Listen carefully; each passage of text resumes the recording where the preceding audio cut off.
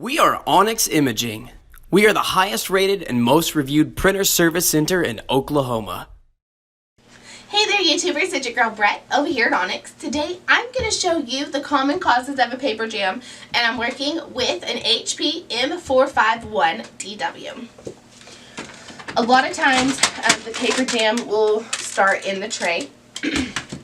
So these are just some useful tips that you can do to prevent it. These are your little levers right here, these blue ones. This will change the size of, like, if you're using labels or envelopes. Make sure that's in the correct spot for the type of media you're using. You also have this one right here. This is going to change for like letter legal size paper. Make sure it's in the right one. You don't want these to be too loose or too tight. If it is, then it could cause a paper jam. There's also these little tabs right here. These are called your max level indicators. You never want to fill over that or too close to that because it'll make it too hard to pick up the paper and result causing a jam. Another good tip is when you're adding paper to your tray, you never just want to stick it in there. Even if it looks aligned, a lot of times it's not.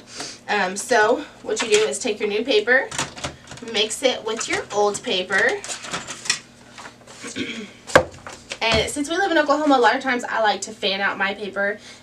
We do have a lot of condensation and humidity, so if you fan it out, it will help the pages from sticking together. And then you want to go ahead and align all of the pages together at the same time. Stick it in your tray, and you should be good to go. If you guys are constantly seeing paper jams, it's probably time to bring your printer in for a service. If you're in need of any supplies or quotes, give your girl Brett a call and have a great day. Thank you for watching. If you're interested in how you can receive free labor on all of your service calls, as well as how to qualify for free printer upgrades, contact us today.